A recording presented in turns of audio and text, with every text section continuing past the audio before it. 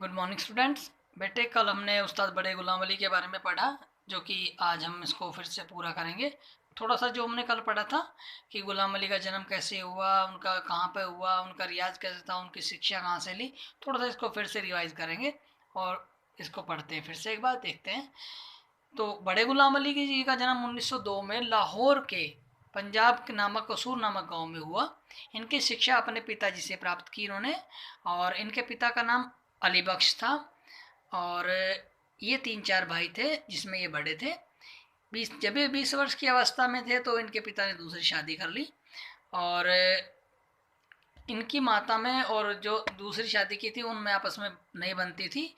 तो एक दिन इनकी माता ने इनको कहा कि गुलाम अली, तू किस तरह सारंगी बजाना सीख ले, अब तुझे ये अपने भाइयों को और मेरा भरण पोषण करना है। तो माता की आवाज़ सुनकर इनके हृदय को छू गई और इन्होंने सारंगी बजाना सीख लिया।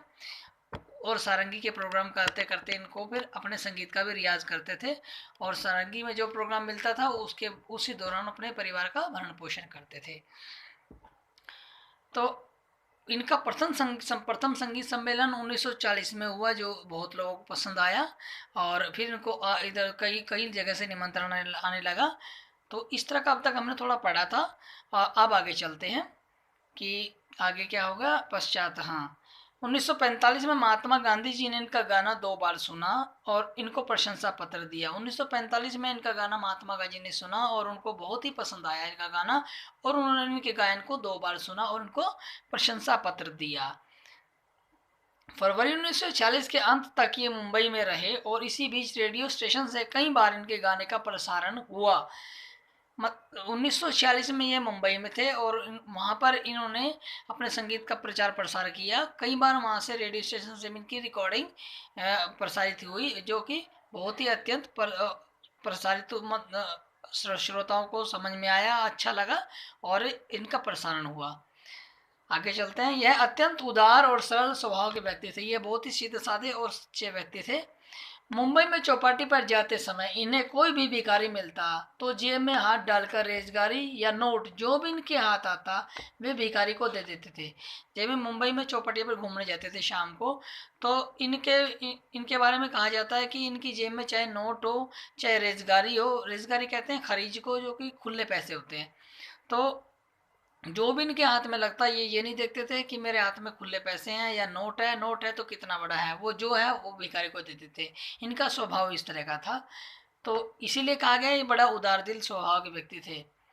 भारी भरकम शरीर होने के कारण ये झूमते हुए चलते थे। लोग इन पे हंसते थे। इस पर कोई असर नहीं होता था, और वे अपने रियाज पर ध्यान देते थे। मतलब कि जब ये चौपाटी में घूमते थे इनका शरीर बहुत भारी भरकम था, और जैसे लोग इन पे हंसते थे देख के कि देखो ये जो भी जा रहे हैं बड़े भारी कर जो भी है, तो इस बात का इन पे कोई असर नहीं पड़ता था। ये बस अपनी प्रैक्टिस पर, संगीत के रियाज पर ही ध्यान दिया करते थे। आगे चलते हैं। एक बाजा इनको बहुत प्रिय था जिसका नाम कानू प्रिय था। इस बाजे पर ये सरगमों के साथ रियाज किया करते थे। एक बाजा, हारमोनियम को कहते हैं बाजा, वो इनको बहुत प्रिय था जिसका नाम कानू प्रिय था। उस पर ये बहुत प्रैक्टिस किया करते थे। एक बार खान साहब मुंबई के प्रसिद्ध संगीतज्ञ श्री देवधर साहब के यहाँ विद्यालय में पधारे और वहाँ पर पहुंचकर बोले, देवधर साहब तानपुरा निकलवाए, मैं आपको संगीत का रियाज करने का तरीका बताता हूँ। एक बार ये मुंबई में जो कोई संगीतज्ञ थे देवधर जी, उनके विद्यालय में गए और उनको कहने लगे कि देवधर जी आप तानपुरा निकलवाएं, मैं आपको संगीत का रियाज करने का तरीका बताता हूँ कि संगीत का रियाज प्रैक्टिस कैसे की जाती है। आगे चलते हैं।